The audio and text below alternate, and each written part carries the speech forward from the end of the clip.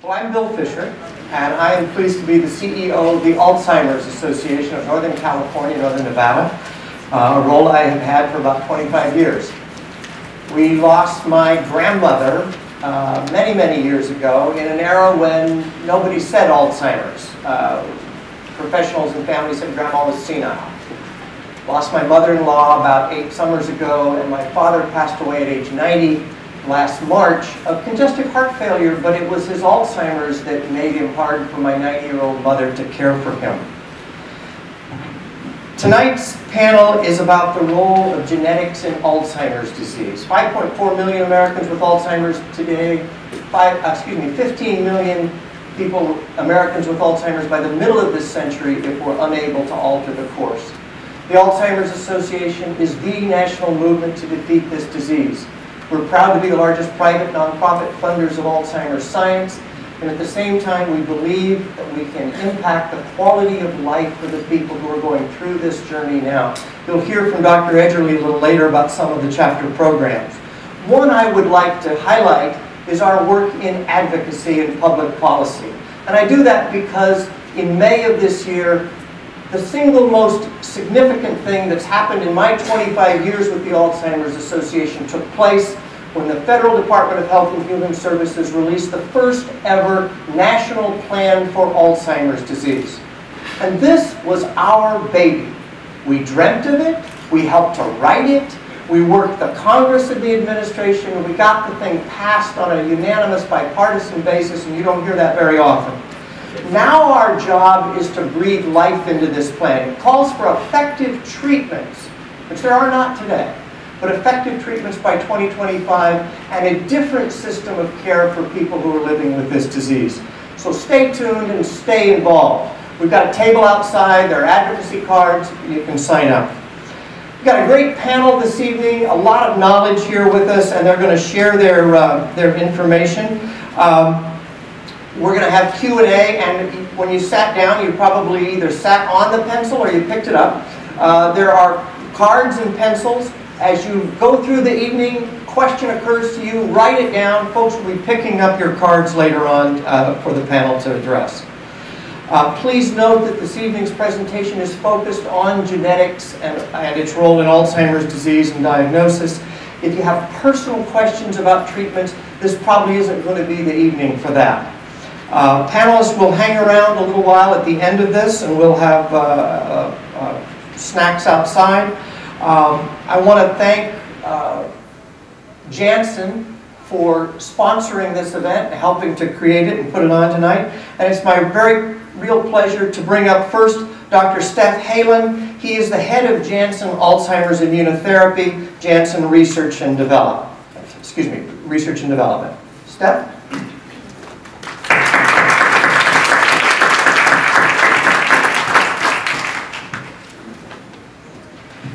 Thank you.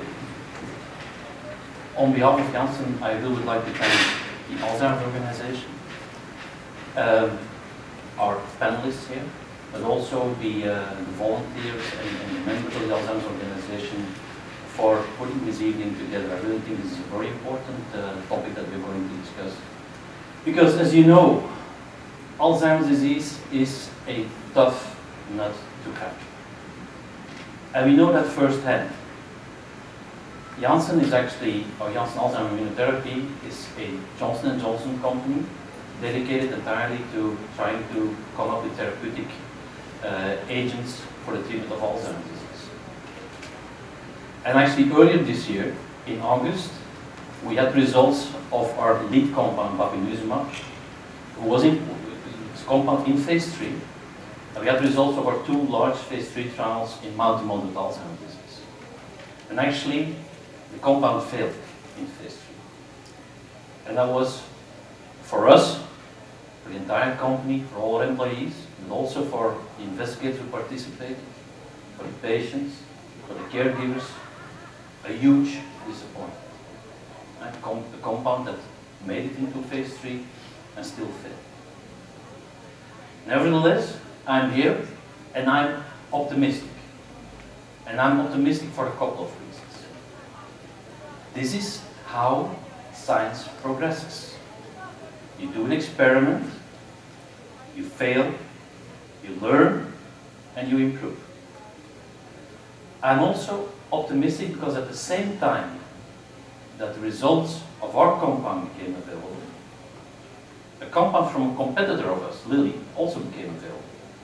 And actually, 2 weeks ago I was in Monaco, where the results of this compound were presented. And it's also a monoclonal antibody addressing beta amyloid.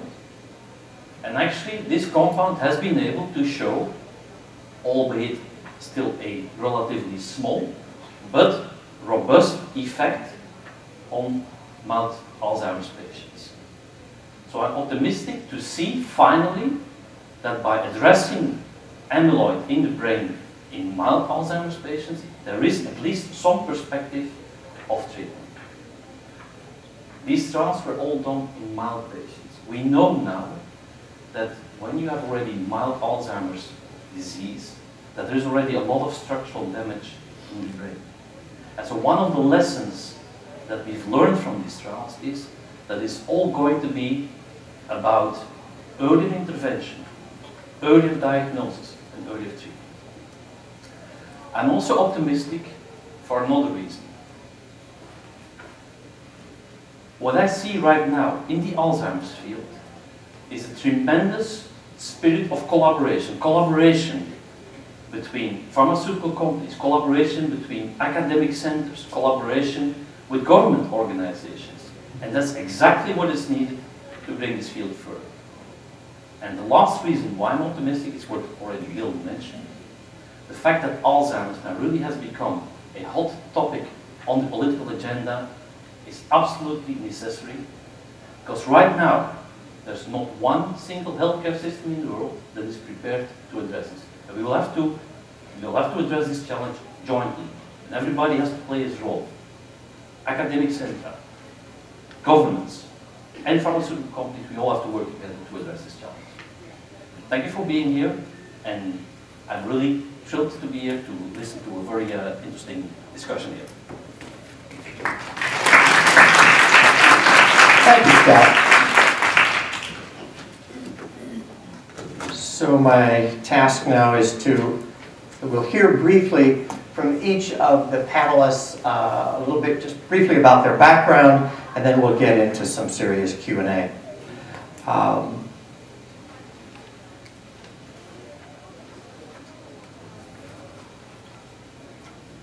First, I'm going to introduce Jamie Fong. Jamie is a genetic counselor at the UCSF, University of California, San Francisco Memory and Aging Center, where she works with a multidisciplinary team made up of neurologists, neuropsychologists, neuroscientists, speech pathologists, genetic counselors, nurses, and pharmacologists. Social workers, research coordinators, technologists, and administrators. It's a large team. Their work is focused on providing care for individuals with cognitive problems, conducting research on causes, cures for degenerative brain diseases, and educating health professionals, patients, and their families. Jamie, can you share a little bit about your role as a genetic counselor? Absolutely. First off, thank you to Janssen and to the Alzheimer's Association for extending me the invitation to be here and talk to you. I think genetic counseling has long played an important role at the UCSF Memory and Aging Center. And it was really the vision of our center's medical director, Dr. Bruce Miller, who more than a decade ago, when he came to UCSF to helm research and clinical programs on Alzheimer's, that he thought, there's a growing understanding, growing interest in the genetics of Alzheimer's. Patients and their families want to know about the genetic contribution to Alzheimer's, and I think we need to have dedicated staff who's trained in both the educational piece and the counseling piece in terms of helping families understand and adapt to genetic information. Great. Thanks, Jamie. Thanks for getting us started. Next on our panel is Dr. Geoffrey Kirchner. Dr. Kirchner is the Assistant Professor of Neurology and Neurological Sciences at Stanford's University Center for Memory Disorders. He's authored numerous papers and presentations dealing with the advancements in diagnosis and treatment of Alzheimer's. And I'm particularly proud to say that Dr. Kirchner is also a current recipient of the Alzheimer's Association research support. Dr. Kirchner, we're eager to hear from you about your background and your current work. Yeah, thanks very much. I also wanted to thank you, Bill, and thank Janssen and the other organizers for the chance to be here tonight. And to all of you for braving the terrible traffic and getting here. I'm really thrilled to see such an excited audience. So I wear a number of different hats. Is this too loud? Okay, good. So I wear a number of different hats. I'm a neurologist first and foremost, and I see patients with Alzheimer's disease and other forms of age-related memory and cognitive and behavioral problems. I'm a scientist. I hate having to sit in my clinic and tell patients, I'm not 100% sure what you have. I can tell at autopsy, and I don't have anything to fix it anyway. I hate having that conversation, and so my research is dedicated to developing better diagnostic tools, to being able to diagnose Alzheimer's disease in life, ideally before people get sick and have symptoms. I'm interested in genetics and the information that tells us about people's risk for developing Alzheimer's disease. And another hat that I wear is that I involve patients in clinical trials of compounds like bapineuzumab and other exciting new drugs that are, that we're testing and trying to make better. So hopefully I can draw upon that experience to answer your questions this evening. Thanks very much, Jeff. Our next panelist is Dr. Elizabeth Edgerly, Chief Program Officer for the Alzheimer's Association of Northern California, Northern Nevada. I hired Elizabeth a little over 15 years ago, and she currently oversees the development of first-in-class resources, services, and education for families, caregivers, and patients. She's lead presenter and national spokesperson for the Alzheimer's Association's Maintain Your Brain program and staffs the chapter's Medical and Scientific Advisory Council. Dr. Edgerly. Hi, everybody. It's a pleasure to be here. And I also want to thank Janssen for partnering with the Alzheimer's Association on this topic. We've never done something specifically on genetics. It's certainly been a part of different workshops and conferences. But I know for those of you who are here because you have Alzheimer's in your family, how critical this conversation is and how scary this conversation is. And one of the things that we do at the Alzheimer's Association is provide services to families like you who are trying to figure out, well, how do I help my mom who has Alzheimer's, and how do we know if she has Alzheimer's, or is it something else? Is it maybe just some medication she's taking? Who knows? And so we absolutely want you to know that we are there to be with you, whether it's Alzheimer's or not. And if it does end up being Alzheimer's or related disorders, we have services 24/7. So we take calls from families all throughout Northern California and Northern Nevada, even at 2 o'clock in the morning saying, gosh, I can't get my mom to go to bed, what do I do? And there's someone who's trained and knowledgeable, who's had that conversation dozens of times, who can give you some ideas and even just listen. Because a lot of times that's what it is, isn't it? Just knowing someone understands. This topic is, of course, very important to us, and the timing is really exciting. We know more about the genetics of Alzheimer's today than ever before, and as Stef mentioned and also Bill mentioned, with NAPA, the National Alzheimer's Project Act, there's research being done specifically on interventions that can be done early, even before a person has symptoms of Alzheimer's, but they have genetic markers, meaning we know that these people will get Alzheimer's at some point. What if we intervene early? So I think the topic is very appropriate today and really exciting. So I'm really pleased to be involved. Thank you, Elizabeth. And finally, you heard from Stef earlier, but Stef Heylen, excuse me. Stef, will say a few more words about your current role with Janssen and your work in Alzheimer's science? Yep. So as I mentioned, Janssen Alzheimer Immunotherapy is actually part of a broader Janssen organization, which is actually the pharmaceutical part of Johnson & Johnson. Within Janssen, we have determined that actually Alzheimer's disease is one of the 5 core areas on which we want to focus. Why do we do that? Alzheimer's disease is, if you look to where the real unmet medical need right now is from a therapeutic perspective, Alzheimer's disease is really on the top there. Not only in the developed world, it's also becoming a real issue in developing worlds. And as I mentioned, there's not one single healthcare system in the world that will be able to address this. I mentioned about the disappointing results that we have in bacillus, but that's not our only shot on goal. Within Janssen Alzheimer Immunotherapy, we still have 3 other projects ongoing. Within the broader J&J world, we're really looking towards, on the one hand, different therapeutic targets that we can address and that will be pursued. And also what I mentioned, really opening up collaborations with academic centers, small biotechs, because the collaboration aspect is really going to be a critical component of trying to address this very complex disease. I've been doing drug development since more than 25 years in different therapeutic areas. I can assure you, Alzheimer's is by far the most complex. Thank you, Dr. Heylen. You know, Janssen, among other things, was a sponsor of our Walk to End Alzheimer's this year. And they gathered their employees together for a kickoff event for the walk. And as fate would have it, the event was about, I don't know, 2 weeks maybe after the phase 3 trials. And literally millions of dollars invested, hoping to take a product to market, and they learned that that wasn't going to happen. And I was invited to come and meet with them, and I'll be honest, I wasn't sure what to expect. I thought, but I was so impressed with the people.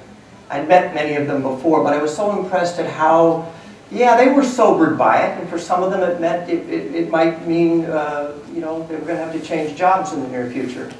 But they were still so proud of what they had done. And I've heard exactly what Dr. Heylen said. You know, I'm not a researcher. I just play one on television. But I hang around with some very good ones. And all of the people I talk to, our National Medical and Scientific Advisory team, think we learned a great deal from this. And as Dr. Heylen said, it takes us on to that next step. As Einstein said, if we knew what we were doing, we wouldn't call it research. You know, one other comment I wanted to make, Dr. Heylen mentioned that the cost of this, and I didn't mention this earlier, but $140 billion last year to Medicare and Medicaid, what we in California know as Medi-Cal, last year alone. So not only is there the personal story that many of us know, there's also a tremendous societal economic cost that has to be addressed if we're going to, we're having this huge national conversation about whether we can afford Medicare. We can afford a great deal more Medicare if we could cure Alzheimer's disease. So now we get to the heart of the topic, and I just want to remind you, if questions occur to you as we're moving along, write them on a card. If nobody's using the card next to you, you can have 2 questions. But I'm going to start out with some questions for the panel. And maybe, Dr. Kirchner, this one could start with you. Could you give us a brief overview of current tools, including genetic tests, that are available to assess risk for Alzheimer's disease? Sure. So this depends a little bit if you're going to your doctor complaining of symptoms of memory loss, in which case the first thing a doctor does is to make sure that it's not a stroke, make sure that it's not vitamin B12 deficiency. So there's a number of tests that your doctor's going to do with you if you have symptoms of memory loss. Now, it used to be that it ended there, and that doctors would say that if everything else looks normal, then Alzheimer's disease is sort of the only thing left, and we don't actually have any tests for that. That used to be the conversation that we have with patients. And that has changed, actually, just in the last few years, and very much in concert with drug trials as well. We've learned a lot about some new technologies. There's a new brain scan that was FDA approved in April. It's called an amyloid PET scan. And that can be done to look for amyloid plaques in the brain. There's now spinal fluid tests that can be done, so you can get a spinal tap. And the two main proteins that aggregate in the brain in Alzheimer's disease, beta amyloid, which is what makes the plaques in the brain, and tau, which is what makes the tangles in the brain. Those are the two things that you see in the brain at autopsy. We can now measure those proteins in life in the spinal fluid. Now, neither the amyloid PET scan nor the spinal fluid tests are exactly as good as an autopsy at giving you a definitive diagnosis of Alzheimer's disease, but it can give you a hint of whether Alzheimer's disease is present. Genetic tests. For a long time, we've been able to measure one particular gene that's been known for many years to carry a significant risk factor, and I imagine that tonight we're going to spend a little bit of time talking about ApoE, which some of you in the audience may have heard of. This is a gene, we all have ApoE, and if you're unlucky enough to have ApoE4, which is one of the three versions of this gene, you have an increased risk of developing Alzheimer's disease. It doesn't give you the disease, it just gives you a risk for it. And in addition, there are rare families around the world who actually get the disease, get Alzheimer's disease by directly inheriting it from their mother or father. We call this familial Alzheimer's disease. And in families like that, it's a there's a huge family in Colombia that made it in the news this summer because there's going to be a big drug trial done on them. 3,000 members in this large kindred, 50% of whom have Alzheimer's disease. And, in a family, 50% of the offspring will predictably get the disease at age 45. Now, that's a very rare way to get Alzheimer's disease, but we now have genetic tests that we can order on patients if we suspect that there's a rare form of a disease like that. So we now are able to test people for whether Alzheimer's disease is present, and also do these genetic tests to get a sense of their risk for the disease. So we can do a whole lot more now than we could 10 years, even 5 years ago. We'll come back to some of those issues, I'm sure. And just to the panelists, if any of you at any time want to pop in on any of these questions, please just give me a nod. But Dr. Heylen, I want to just add on to that anything that you see coming in terms of development of possible tests for Alzheimer's? Well, I think what was mentioned are right now currently the most important test. One additional comment I would like to make: the concept of cerebrospinal fluid testing. So that means the spine tap.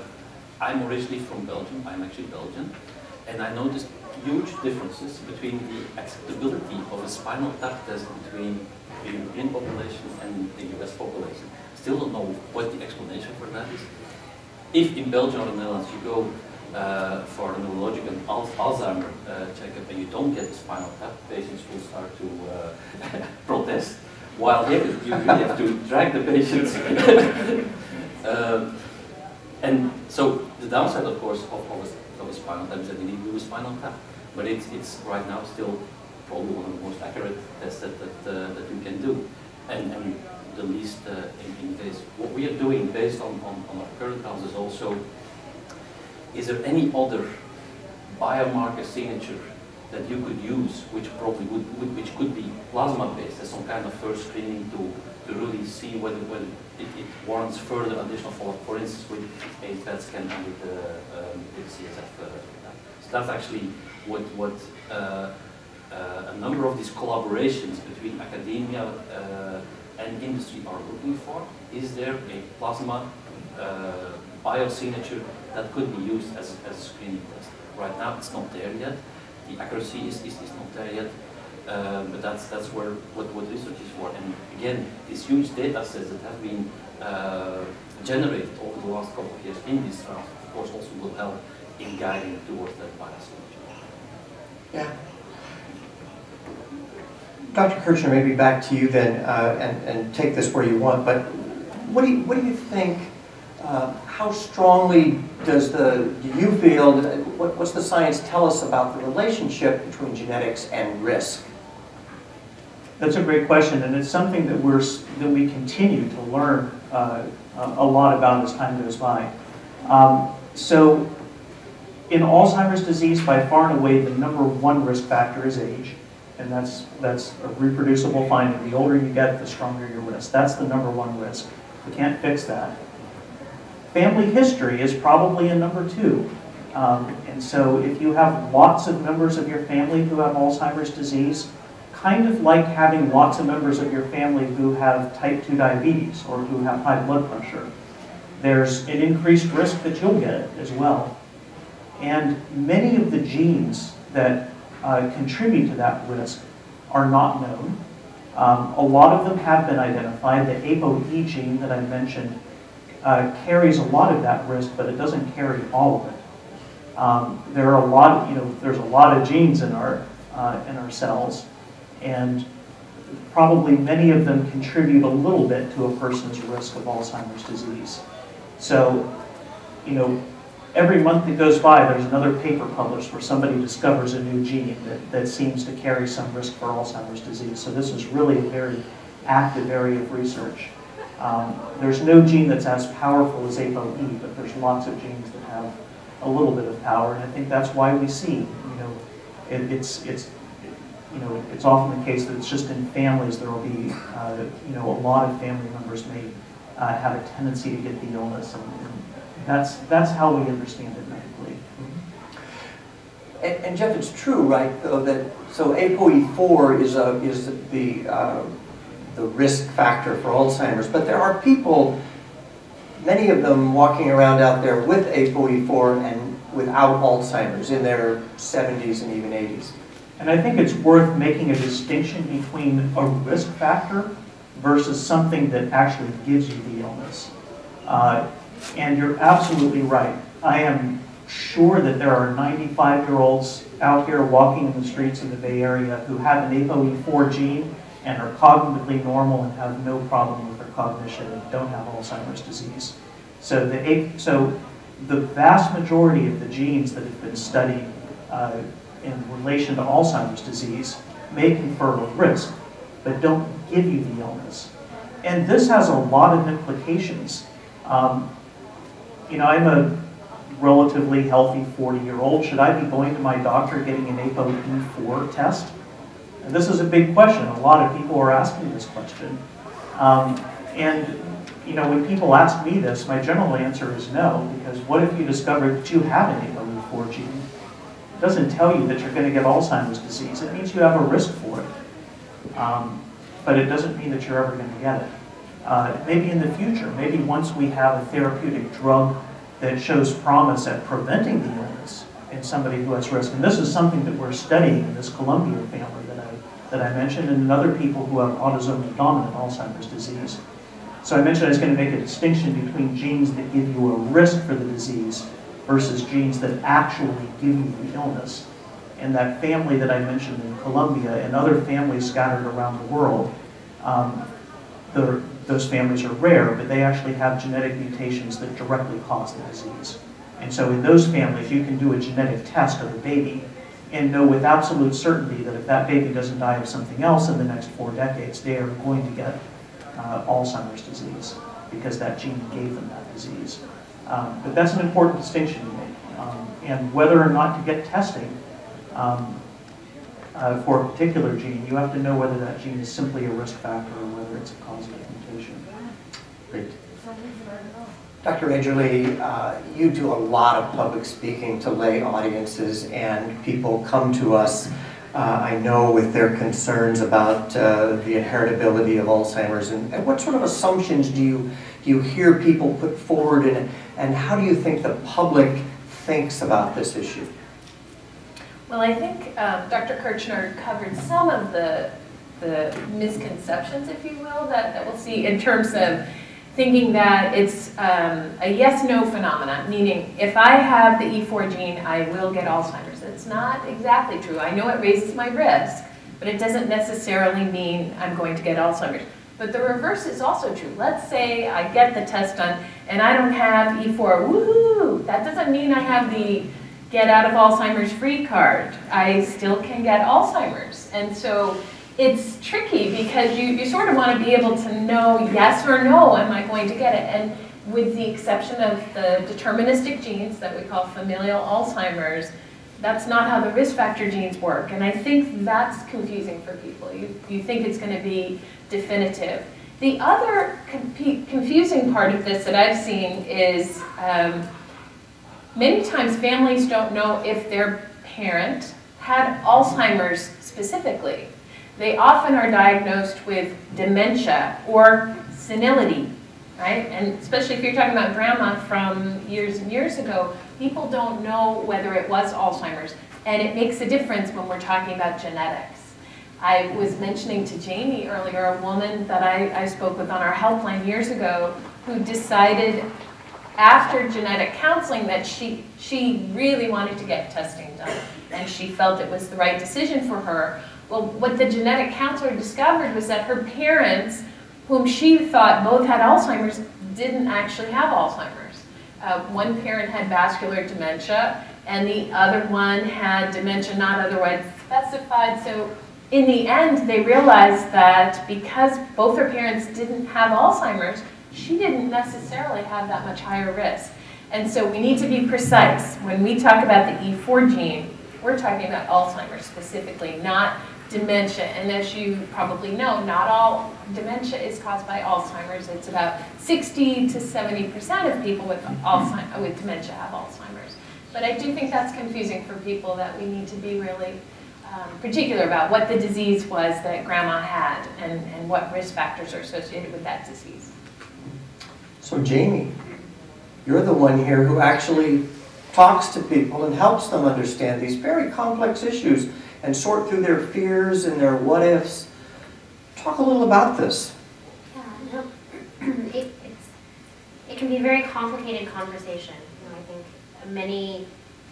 many patients and families who end up seeing a genetic counselor, it's because of questions about, you know, illness in a family. You know, my relative, my parent was diagnosed with Alzheimer's. What does that mean for me? What does that mean for my children?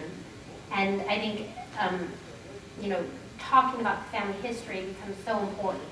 It's not just about diagnosis and age at diagnosis or age at passing, but it becomes about what is that experience of the family member. And I think that's something that we encourage our families to consider when they're thinking about, can I, you know, is there a test? Am I an appropriate candidate for a genetic test? You know, we strongly encourage families to think about what is the motivating reason for having or for pursuing a test like that, particularly when, as Dr. Kirchner and Dr. Edgerly mentioned, there is this distinction between the illness-causing genes that we know of, which very rarely affect families, as compared to the risk-associated genes that probably impact a larger number of families, more so later onset Alzheimer's disease. And you know, because as my fellow panelists have mentioned previously, that we're quite limited in what the risk testing can give back. It cannot predict well whether or not someone will develop Alzheimer's, and so much of the conversation that one might have in genetic counseling is, you know, why is this test important? What exactly is the information that you seek? You know, is it to learn about health and behavior modification recommendations that, you know, that could it be about planning for the future? And we would ask the question of the family, are these things that you couldn't do otherwise in the absence of having a genetic test? So, needless to say, it can be a very complicated and emotionally rich conversation. Yeah. So you and I were talking before we got started. So if the ApoE test is really pretty straightforward, it's just a blood draw, it's pretty easy to do, to have done. Should I do it first and then check with you to see what it means, or should I talk to you first? So generally we recommend genetic counseling should take place prior to pursuit of any genetic testing.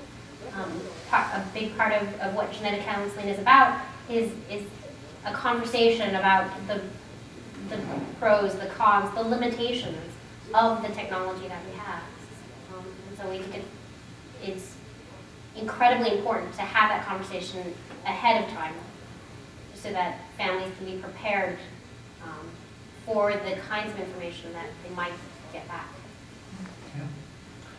Dr. Heylen, you want to just say anything more about where, what you see on the horizon in terms, you talked a little bit about risk factors, but other things that may be developing to help people assess risk? Yeah, one initiative that immediately comes to mind for me is the ADNI initiative. ADNI stands for Alzheimer's Disease Neuroimaging Study. And that's actually one of these examples where you, in a pre-competitive consortium, that means that there's everybody can benefit from this, sponsored by the government, with contributions from the pharmaceutical industries, where you follow up patients who have mild cognitive impairment and then see which of these patients ultimately develop full-blown Alzheimer's disease, and then try to, based on genetic analysis, all kinds of analysis, try to depict what makes this unique. What are the unique differentiators that make this patient transition from mild cognitive impairment to full-blown Alzheimer's disease. The nice thing about this consortium is that all the information that's being generated out of these studies is immediately being published so that it becomes accessible to everybody. Similar initiatives are actually ongoing in Europe under the sponsorship of the Innovative Medicines Initiative. Again, it's a similar principle. Half being paid by the European Commission, half being paid by pharmaceutical companies, and you have similar initiatives also going on in Japan right now, Australia, New Zealand.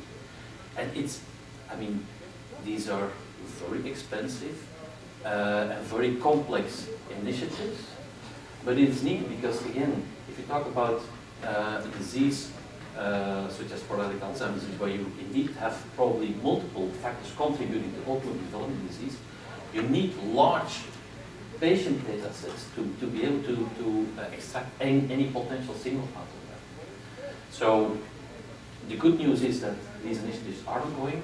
The bad news is that it takes time. You really need to allow patients to convert from mild cognitive impairment to Alzheimer's, and then do the analysis of what are the unique differentiators between these two patient populations. And I will take the moderator's liberty to toot our horn here a little bit. The Alzheimer's Association played a significant role in the Alzheimer's Disease Neuroimaging Initiative. It's a huge project, millions of dollars invested by pharmaceutical industry, academic science obviously involved. Dr. Mike Weiner at UCSF and the San Francisco Veterans Administration is one of the co-principal investigators in this project. But about 8 years ago, I think it was, 9 years ago, something called Pittsburgh Compound B, the first it's a radioactive stain. It was the first stain that allowed us to see amyloid aggregation in the brains of living people with a PET scan, positron emission tomography. And it was brand new. And it had actually, the NIA had not blessed it. They had declined funding to take it further. But the researchers involved in ADNI came to the Alzheimer's Association, so we're going to be collecting all this tissue and all this material, and we're going to be doing all these scans. Let's try this. Let's try this compound to look at the brains of these people. And the association said, all right, we'll put the money up, we'll make this part of it happen. And it's become a significant part of the Alzheimer's Disease Neuroimaging Initiative. So I think sometimes the right resources applied at the right time can make a difference. So that brings a point to me, and maybe Dr. Kirchner and Elizabeth, if you want to pipe in on this as well. Talk about money and science. So there's a relationship. Clearly, as I said, we're proud to be the largest private nonprofit funders of Alzheimer's research. But I will meet people not infrequently say, well, pharma's going to take care of this, right? I mean, the pharmaceutical industry, and certainly the Janssen folks invested millions of dollars in the bapineuzumab trials. And we're absolutely, we're grateful for that. We're dependent on pharma to take these things. But there's also another role, and the federal government plays a role in that. So talk about current state and this dynamic, and Dr. Heylen, you probably want to jump in on this one too. So between the role of academic science and where the handoff is to the pharmaceutical industry. Well, the simple answer to your question is that we need more money. Okay. So, you know, occasionally there are diseases that you can fix with a couple of mice, a researcher, in a basement laboratory. But Alzheimer's disease is not one of those illnesses. Studies are large. Studies of a person's risk and finding out whether a drug or an intervention is actually effective in preventing worsening, those studies take a long time. It takes a lot of people. These technologies like PET imaging, MRI imaging, spinal fluid testing, these are expensive. These are effective technologies, but they're expensive to implement.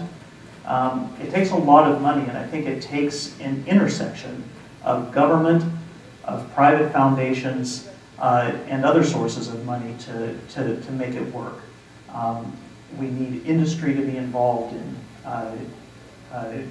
doing the things that they're really good at solving discrete problems. We need academics to be involved because they often have the more creative and outlandish and think out of the box ideas.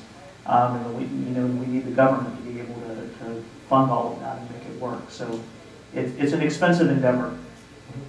So a young scientist applying to the National Institutes of Health today, what are the odds? Oh, very low. So NIH has seen its funding for much of 2000 during the Bush era stay relatively steady to going down. Sorry about that. In actual terms and in real terms, declining during all of those years.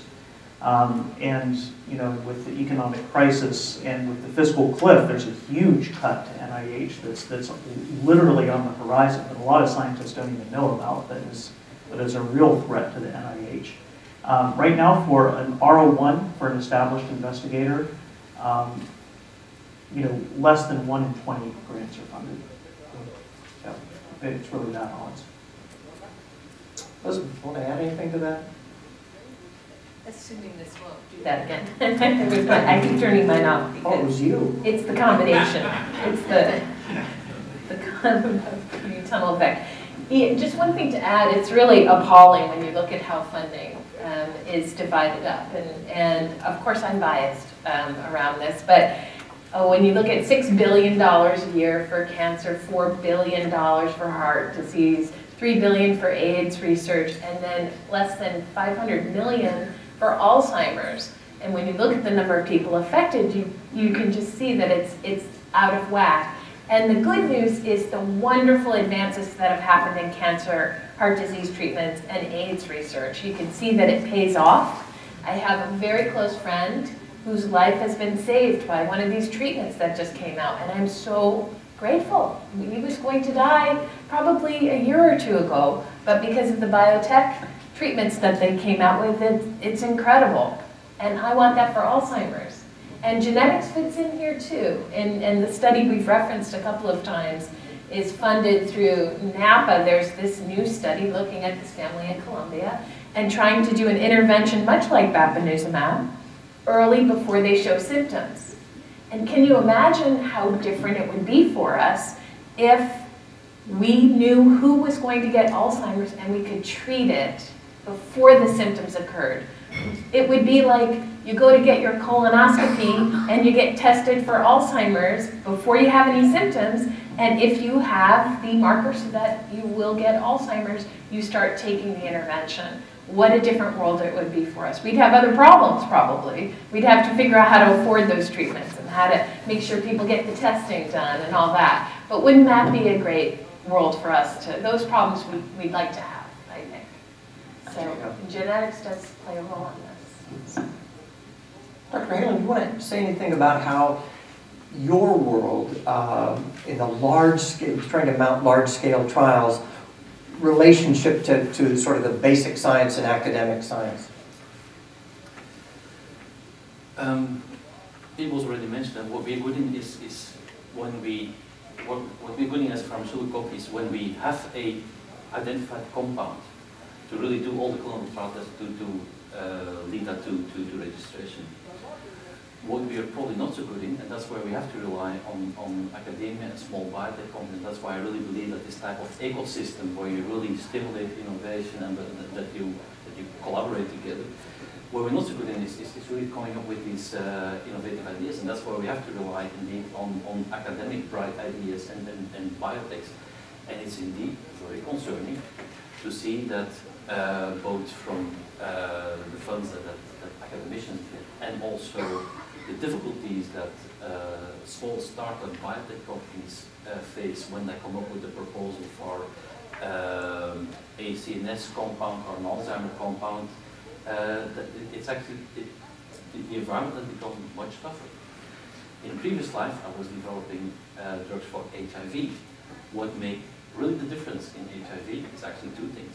First of all, the availability of biomarkers, so that you, instead of having to rely on clinical outcomes like disease and death to know whether your drug was working, that you actually could rely on biomarkers that would predict how the disease would develop. Secondly, and that's where you all come in, is really advocacy. Alzheimer, the AIDS patients really brought this to the forefront of the political agenda in a very powerful way. And that's how the system works. If politicians know that this really has some movement with the general public, they will start to listen. So these are the two things that really change the HIV world, and they're, in my view, very applicable to the Alzheimer's world as well. I very much appreciate that comment. So you heard people, I talked, Elizabeth, others have talked about the National Alzheimer's Project Act and the first ever National Alzheimer's Plan that grew out of that. And prior to the introduction of the plan, the President announced that the administration, the National Institutes of Health, this past fiscal year, would find and did find an additional $50 million for Alzheimer's science. That's a big part of what's funding this Columbia study. He also said that he would ask the Congress for another $80 million in the budget that you know, we'll see what happens if there is a budget. But, so that's 130 million new dollars, possibly, right? And that's a good thing. And I say you can draw a direct line between volunteers with clipboards at Walk to End Alzheimer's and that $130 million. Now, that's nowhere near enough. Elizabeth quoted the number, $6 billion in cancer science. We say that all the time, not because we begrudge cancer a nickel, but because 5.4 million Americans with Alzheimer's today, 15 million Americans by the middle of the century if we don't alter the curve. So that's part of our job. I will tell you a quick story. I remember being in Washington, D.C. for a public policy forum and meeting with a congressional aide, and she said, my job here in the office is to report to the member when she returns back from the district on Monday morning. She will ask me to keep the top 10 list. What are the 10 things we're hearing about from the district? She said, guns, taxes, and abortion will always make the top 10 list. Your job, she said to me, is to be one of the other 7 items. And it really is true. And we could talk for a long time about why this is hard. Over half of the people with this disease will never be diagnosed.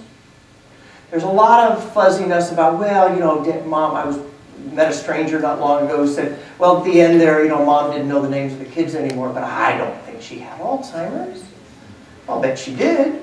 But if he doesn't think Mom had Alzheimer's, why is he going to care about federal levels for Alzheimer's funding? So, I digress. And pretty soon we're going to pick up index cards. So I see volunteers rising to their feet to pick them up right now. So if you just hold them up, people will come by and pick them up. But while we're doing that, so Jamie, maybe this is really for you. If I run into people not infrequently, and you must have this experience, who want to tell me that, oh, you know, my mom died of Alzheimer's, my grandmother had Alzheimer's, and they're absolutely convinced from what they know that they are one of those familial hereditary families. What do you tell people? Great question. I mean, and it comes up frequently. I think one thing that's often important to keep in mind is that it's not just number of relatives in your family with Alzheimer's disease, but also important to keep in mind age at first symptom. Typically, as we talked about, there are the Alzheimer's illness causing genes, and then there are the Alzheimer's risk genes. Very few families are affected by the Alzheimer's disease causing genes, and usually families that are affected by such genes have a very distinct family history pattern, where it's not just many individuals who are affected, but many individuals very closely related to each other and vary in ages, usually under age 60. So it's really that constellation of ages and number of individuals in the family and degree of relatedness. I think that is so important to keep in mind. Great point, great point. So, most of these questions we had a chance to talk about a little bit ahead of time. This is one that we didn't. The Iceland Study. So on the one hand, there's a small subset of people with Alzheimer's who have a familial hereditary pattern of developing it. You talked about this. But this past summer, we heard about a study in Iceland at the other end of the spectrum. A group of people who at least seem to be, and I've just read about it in the newspapers, I don't know that much about it, I wonder if anyone else does, where these people seem, even no matter what their ApoE4 data was, they seem to be genetically insulated from developing Alzheimer's. Anybody heard anything about that one? Sure. So I can speak briefly and then let Dr. Edgerly jump in. So there's this large protein called amyloid precursor protein. It is the protein from which beta amyloid comes from. Beta amyloid is the main constituent of amyloid plaques. It is the protein against which Janssen's antibody attacks, and many other companies have antibodies that attack that. We think that peptide is what sets off the cascade of Alzheimer's disease. And some of the families around the world who get familial Alzheimer's disease get it because they have a mutation in the amyloid precursor protein.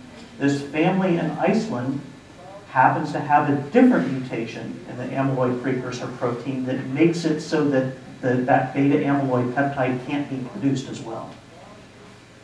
And so they're therefore spared from getting Alzheimer's disease. And even if they inherit another genetic risk factor like ApoE4, they don't get Alzheimer's disease because their amyloid precursor protein can't generate the amyloid peptide.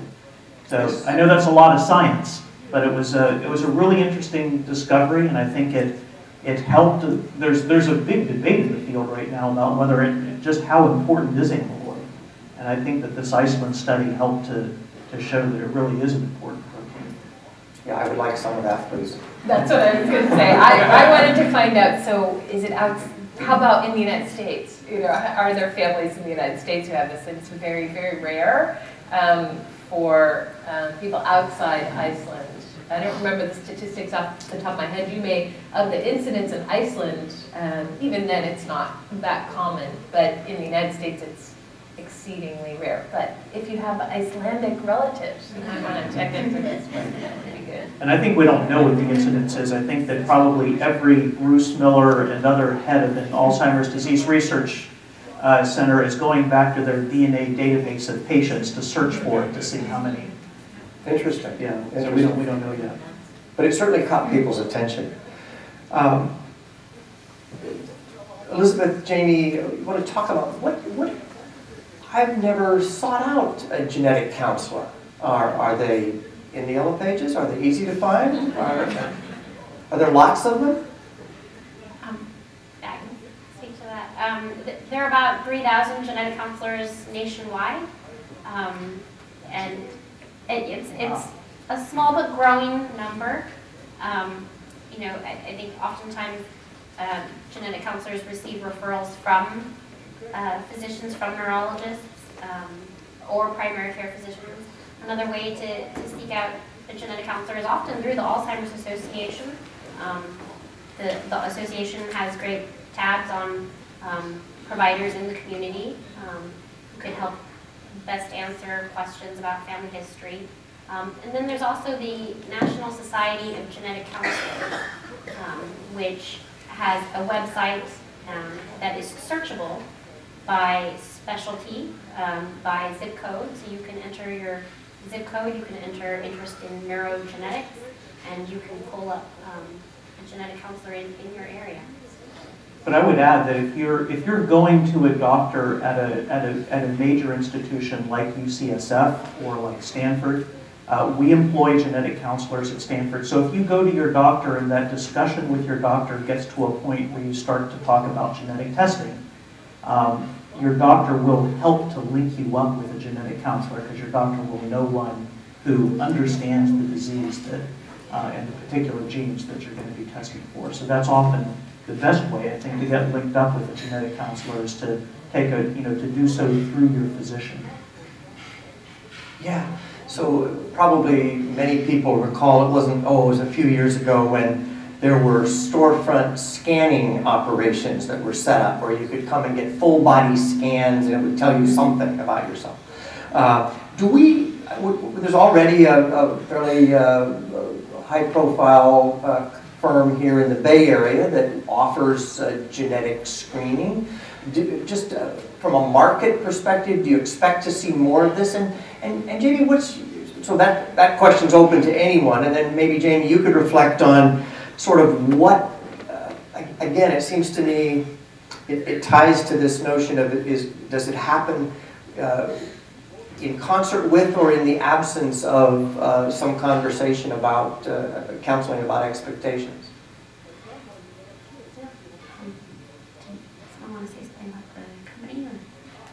Well, I was going to say, it wasn't much more than a decade ago, and I don't know how many billions of dollars we spent to sequence one person's genome. And now it's possible for any of you for $300 to go to 23andMe, and it might be less than $300 now. And you can get, it's not quite the same thing as a DNA sequence, but you get all these different genetic markers of thousands of different genes, including the ApoE gene and lots of other genes. What you don't get for $300 is a genetic counselor to help you understand the results. You get a screen with lots of things to click on. Could be scary. So, questions from the audience and some good ones. So this is just sort of a fundamental question, and Dr. Heylen, Dr. Kirchner, anyone please feel free to jump in. But studies, lots of studies looking at amyloid and amyloid reduction, and this all based on the amyloid hypothesis. But it seems to be, this writer suggests, that the data says, yeah, you can reduce the amyloid load, but people don't get better. They don't function better. So does this undercut our confidence in the amyloid hypothesis? That's actually one of the things that, of course, we learned from our phase 3 trials.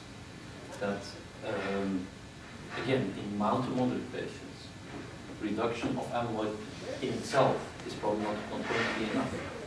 We probably have to move to much earlier stages of the disease, preferably actually healthy patients who are healthy subjects who are at risk. I also, that's my personal opinion, I also think that amyloid is indeed, I still believe that amyloid is the trick of the entire cascade, but then other mechanisms start to play like tau and other things. So again, if I go back to my experience in HIV, the future probably is going to be combination therapy, where you really have to combine different approaches.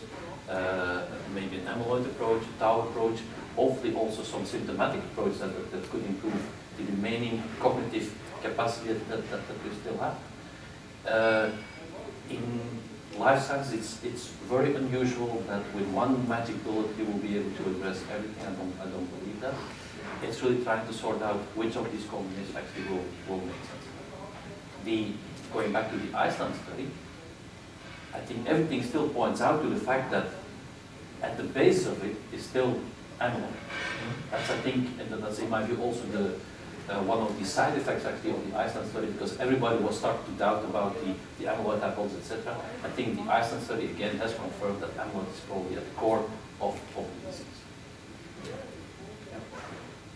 And a common response, in my experience, to many of these things that look good in phase 2 and didn't pay off as hoped in phase 3 is the notion that we mount these trials with people who are just too sick. And that's the nature of the disease, right? We know someone, at this point, we know someone has Alzheimer's when they start to exhibit the symptoms of dementia. But there's also, back to what you were talking about before, Dr. Heylen, about biomarkers. The promise of biomarkers fundamentally changing our ability to research this disease. You or Dr. Kirchner want to talk about the hope in that area? Well, I can start. So one wonderful thing about biomarkers with respect to how clinical trials are conducted, there's a number of wonderful uses for them.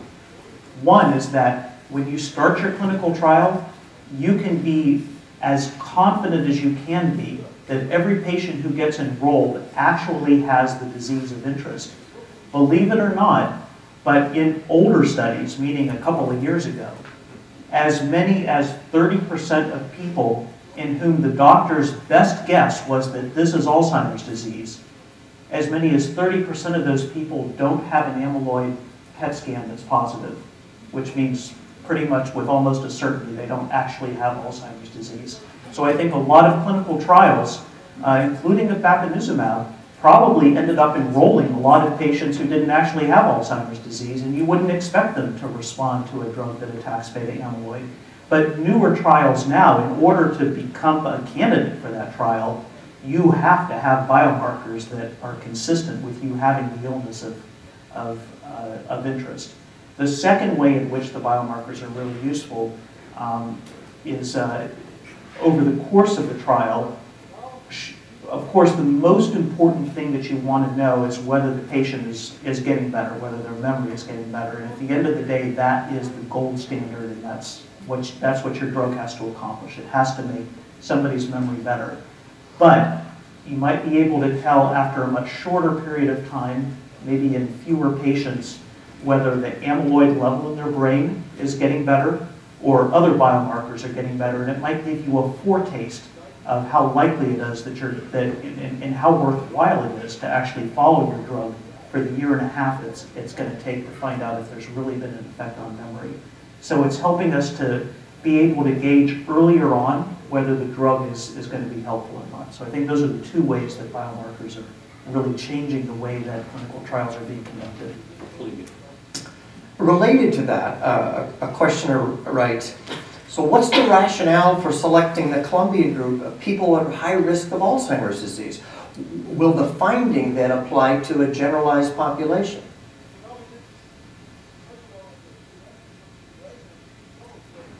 I actually asked that question of the primary investigator in that study, who I had the good fortune of meeting, because I thought, wow, you really made this difficult, didn't you?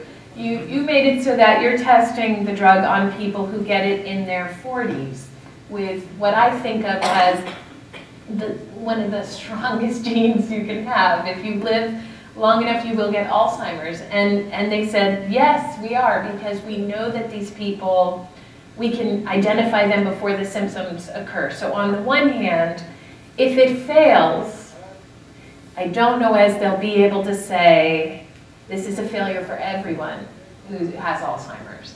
But if they succeed, they feel as though if we can address this in these people, maybe we can be successful in people who have Alzheimer's because they have the ApoE4 gene.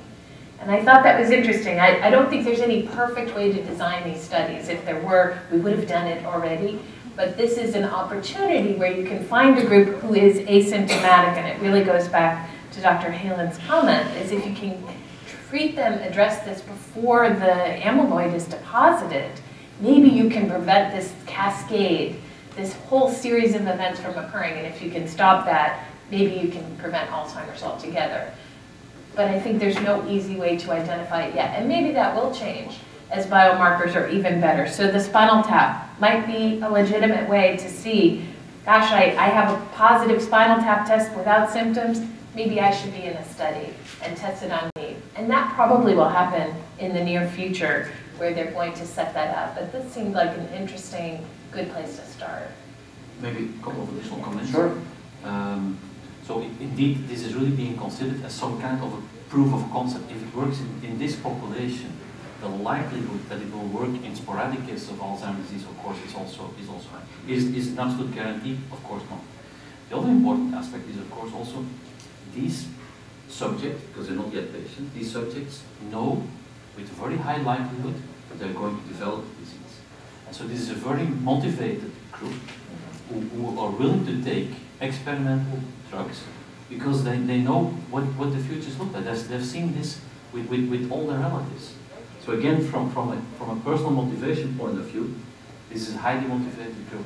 And then the question, the point that you raised, why do you start in mild moderate Alzheimer's patients, not immediately go to healthy volunteers? Well, that's the entire issue about drug development. Before you start treating healthy subjects, the tolerance for risk is, of course, much lower than in patients who already have the disease. And that's something that we are struggling with. We first need to build up our patient safety database before we actually can start treating healthy subjects. Because of all drugs have side effects. So you have to be able to motivate yourself, to the ethics committees, to the patient, to the caregivers, that the benefit-risk ratio that you're applying is adequate for them. And so for patients who already have the disease, that's a different benefit-risk ratio than for what are in essence healthy subjects. And so if we can start to frame the risk factors more precisely over time, that might change that equation. Exactly. So, Jamie, I shouldn't assume the answer to this question. So have you met people who have come to you knowing, and accurately knowing, that they have the dominantly inherited family history of Alzheimer's? So yes, there are. I mean, it doesn't comprise the majority of families who face Alzheimer's disease, but there are families who are aware of the familial single gene cause of Alzheimer's in their family. Many, I would say, many young, healthy, at-risk individuals. So usually, these are individuals who have a 50% chance to inherit the family mutation. Many choose not to know their genetic status. And the pros and cons of knowing when someone is young and healthy, they're very complicated and very personal. And a lot of considerations go into the decision as to whether or not one might want to have that information. There's questions about, what is one's tolerance for uncertainty. Other considerations are potential changes to family relationships, to relationships with friends, intimate relationships. And then there's also questions about potential genetic discrimination, which is a real concern. There is, both at the federal level and at the state level, legislation in place to protect a person's genetic information in very specific areas, areas where there are no legal protections at this point in time include long-term care disability, life insurance, and disability insurance. So these are also considerations that we ask family members to make. Thanks so much. Elizabeth. Can I interject something? Sure, Jeff. I was going to say that if this Columbia trial ends up being a resounding success, then I think that entire conversation will change. Because right now, the struggle in talking to a family who may be at risk, and talking to a young person who's healthy and wonders, do I have the family gene that's going to give me the disease? Right now, it's a discussion about a deadly disease for which there's no cure and no effective treatment. But if that scenario changes, then I think that entire conversation will get turned on its head. Something we certainly hope for. Elizabeth, something you know a good bit about, lifestyle issues. How much leverage can lifestyle, nutrition, exercise, socialization, cognitive stimulation exert on mitigating the onset of Alzheimer's or its progression? Well, certainly lifestyle does play a role. And although you can do all the lifestyle things the right way and still end up developing Alzheimer's, and some of you in the room may know people who actually embody that, where they exercised, they ate right, they took good care of their heart, they did crossword puzzles every day, and they still got Alzheimer's. And the same is true, in my opinion, for cancer and heart disease and lots of other diseases that I think are similar to Alzheimer's. That said, you can do things that could potentially reduce your risk of Alzheimer's. Probably the strongest research is around exercise, and you're applauding, Susan. Yay, exercise! And there's a variety of studies. The challenge with this research is that many times it's population-based research.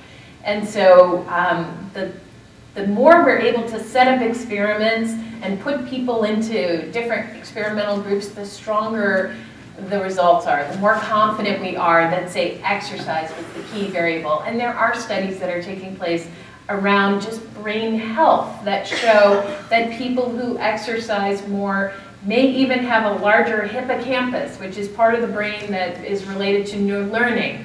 And that's very exciting to see that there's reason to applaud exercise. Hey, if I exercise, not only will I look better and feel better, and my heart will be healthy, but maybe a little part of my brain is going to get bigger, and maybe that will help me fight off the symptoms of Alzheimer's longer if I get Alzheimer's. Is it a magic bullet? No. Unfortunately, there are no magic bullets yet. And as you pointed out, it would be wonderful if there were. But there are some lifestyle things, as I mentioned, and exercise is definitely the number one. It gets a little more controversial the farther down the list you go. So does diet make a difference? Probably, but it's not really clear. There's been studies that show a Mediterranean diet looks like it's good for brain health. So eating lots of dark green leafy vegetables and fruits and fish, and maybe even some red wine in there, and not so much butter and ice cream, I'm sorry, and maybe even chocolate, not so much. But those kinds of things, less red meat. But again, this is kind of stuff that I think you all know already, that what you should eat for your heart is also going to be good for your brain. The crossword puzzle stuff, just, again, it gets a little more controversial the farther down the list you go. I know many people who are great at doing crossword puzzles who have Alzheimer's or develop Alzheimer's. Sitting in front of the TV is probably not great for your brain. So if you're doing things instead of sitting in front of the TV that are mentally stimulating, that may put you in a better position than non-stimulating activities. But I don't think we can feel as confident about that as we'd like to. We're supposed to end at 8, so I'm going to ask the panel to try to give brief answers. I'm going to try to go through, but there are 3 or 4 really good questions. One's a very practical question. Could I get an amyloid PET scan? If so, where and what would it cost me? So you can come to Stanford. It costs about $3,000 to $5,000. You have to pay cash right now because no insurance company has yet approved it. Medicare, the soonest that Medicare will approve it is probably fall of 2013 is what the last prediction that I've heard. That being said, there are research studies that you can participate in to get it. There are, I think it's an important conversation to have with your doctor whether getting it in the first place is the right thing for you. I don't think it's the right thing for a healthy person who doesn't have any symptoms, for instance. Yeah. Jeff, this is probably a question for you as well, but to what extent are medical students, neurologists, geriatricians, family practice docs, medical students, do they learn about Alzheimer's when they're in medical school? Absolutely, and more so now than they ever did, I think. The word's out there. Wonderful. Glad to hear it. Steve Dukowski was at the University of Pittsburgh for many years. He came out here to speak for us, and he said, I would get this question when I come to California, but the question is, what are the odds that Alzheimer's is environmentally caused? We have no evidence to support that. So Alzheimer's disease occurs all over the world. It doesn't have a particular predilection to certain climates or certain people with certain chemical exposures. There's not been any convincing evidence that there's any environmental role. Gotcha. So what's ApoE? It's a normally occurring phenomenon. What's its role when it's doing what it's supposed to do?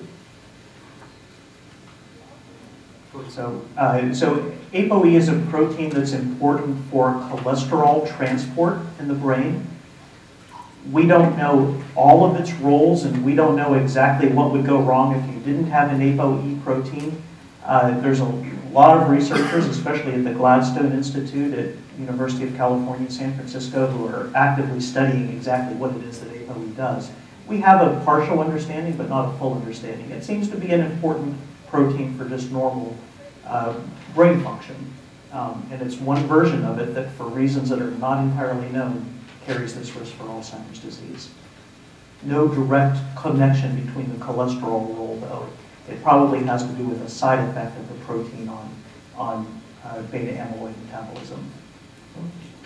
So, Jeff, again, this is probably for you. So, question about going to one of the Alzheimer's disease centers, UC Davis, UCSF, Stanford, are the three here in Northern California.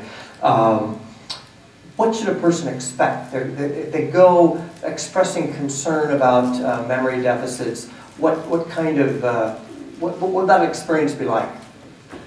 So if you were to go see a doctor at one of these Alzheimer's centers, I think it would be a very personalized, individualized experience with the physician, because I think every patient's specific case is very unique.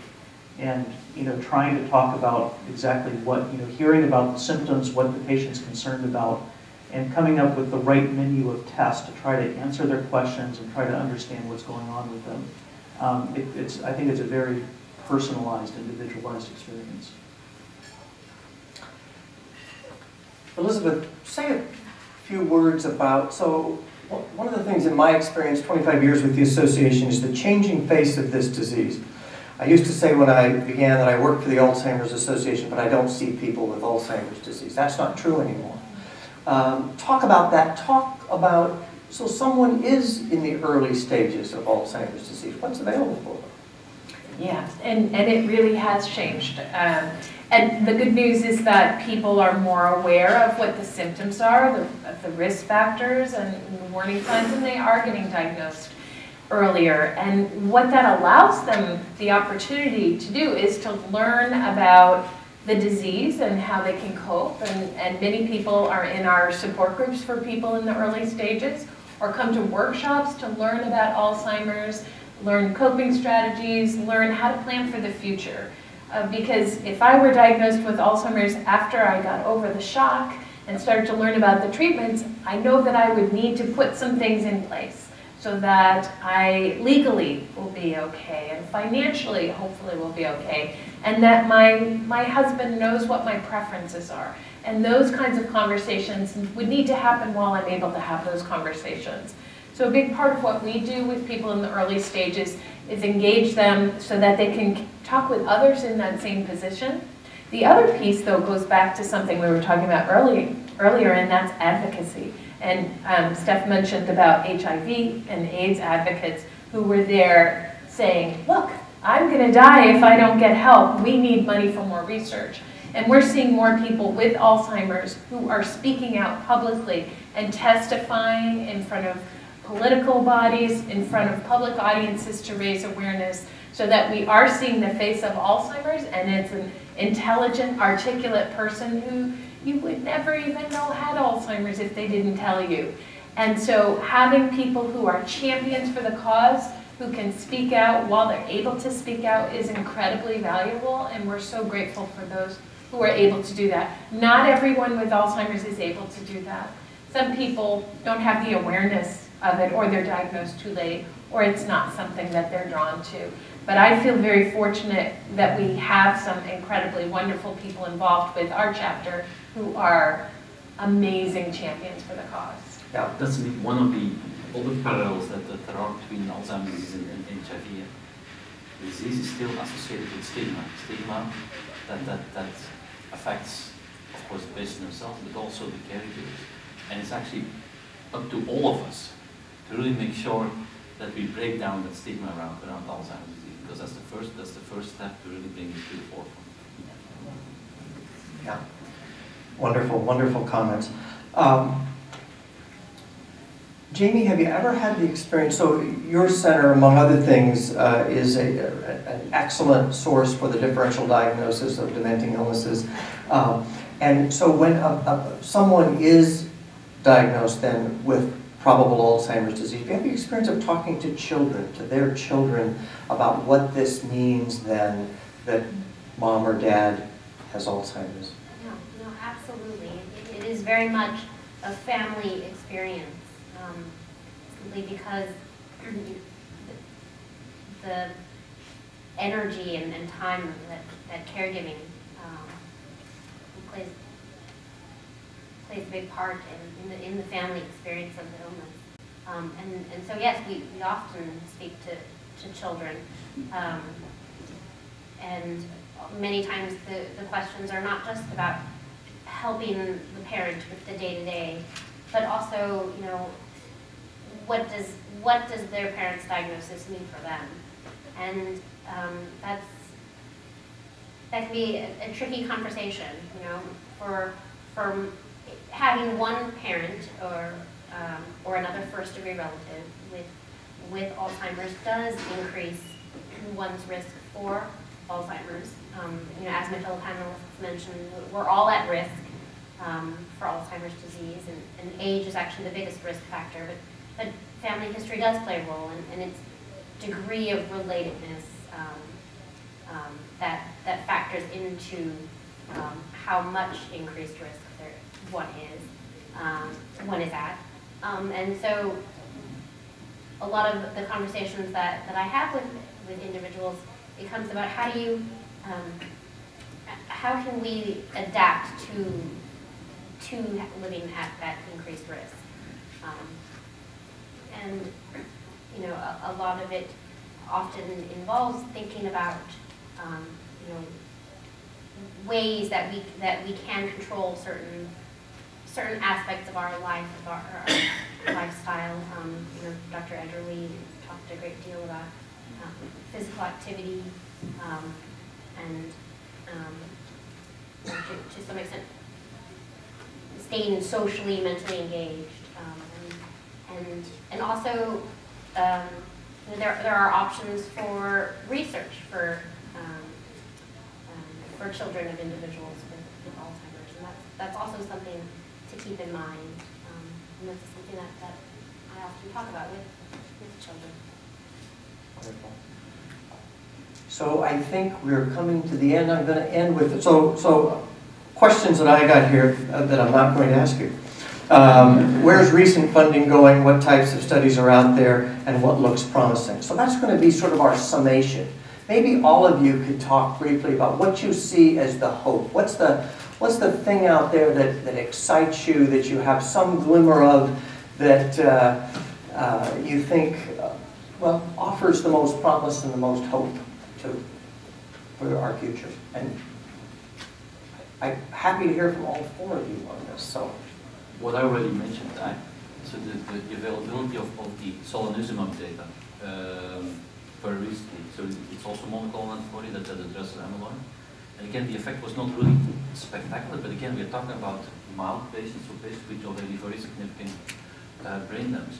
The fact that this is for the first time demonstrated that by addressing amyloid, you really can do something significantly. Again, the effect was modest, but in my view, very consistent. That also really opens the perspective. Indeed, if you would start treating earlier, and that of course implies that you're able to diagnose earlier. If you're able to start treating earlier, that probably also that effect size will increase. So that really, for me, despite the very bad news that we have with our own drug, at least it opens the perspective that the approach is correct. And that as soon as we are able to indeed intervene earlier, that probably also the effects that we will see will be more robust. Elizabeth? Yeah, I agree, and completely. I think as hard as it is to be so disappointed by a failed trial, I try not to put my eggs in one basket, because I've done that a lot, and it's very disappointing. So I'm not going to say the crenuzumab study in Colombia is what I'm hoping for, but instead the whole focus around early intervention and finding people early and people volunteering to be part of these studies. I think your point, Stef, was really good about, it's one thing to volunteer if you know you're going to get Alzheimer's, it's another thing if you're perfectly healthy and you're taking a drug that's a pretty strong medication. But having more funding and more attention and more optimism and a variety of treatments is very hopeful. And we have talked about one type of treatment, for example, but there are others that are being developed and looked at, including nasal insulin and some other approaches entirely beyond amyloid. And so I think that's exciting. And if we don't just focus on one, but think the combination therapy that you mentioned, and maybe that's the answer. So it is exciting. Yeah. I mean, I'm very optimistic about the science. I think we're going to see breakthroughs in diagnostics, and I think we're going to see breakthroughs in treatment. And the most important thing, the thing that makes me most optimistic is that all of you are here. And what that tells me is that there's an awareness out there in the community that this is a problem and that we need to get this fixed. People are interested in Alzheimer's disease now. The fact that you all are here, go out and talk to your Congress people and let folks know how important of a disease this is. And I think we can cure it. I think, for me personally, I'm excited about our growing understanding of the genetics of Alzheimer's, all the contributing risk genes that have yet to be fleshed out. I think that will certainly change the landscape of genetic testing, of genetic risk information. And I see that as something that can be of benefit to families if appropriate. Great. And I would like to just echo Jeff's comment that I think the thing that makes me hopeful are the people sitting beside you. Just a quick show of hands, how many of you were at Walked In Alzheimer's somewhere this year? All right, good for you. So you make me hopeful, and those other people who have the opportunity to go next year for the first time, they make me hopeful too. So the AIDS Walk brings out almost 100,000 people. They raise about $3 million in San Francisco. Our San Francisco Walk's the largest walk in the country. And we had somewhere over 5,000 people this year, and we're still nibbling at raising $1 million this year, not quite there. That's the difference, right? If we can turn out, imagine this. So I tell this story to my staff, and they get tired of hearing it. But for Walk, we have these big magnets that you put on the side of the car. And they say, Walk, join us, Walked In Alzheimer's. And I tell people, imagine you got up to go to work in the morning, and every car you saw on the expressway had these magnets on them. Every single car, on both sides. And every lawn you went by going down your street had a Walk to End Alzheimer's yard sign. We could have all the research money we wanted. So this is a movement. I'm going to really date myself here, so we're just about to get to Thanksgiving. There's only one real Thanksgiving song. It's Arlo Guthrie's Alice's Restaurant. I'm probably the only one here old enough to remember it, but that was his line, right? This is a movement, and you are part of it, and we've got to double, triple, quadruple our numbers, and we've got to be active and let Congress know we care about this issue. Thank you so much for being here. Thanks very much to Janssen for sponsoring this. Thanks to our panelists.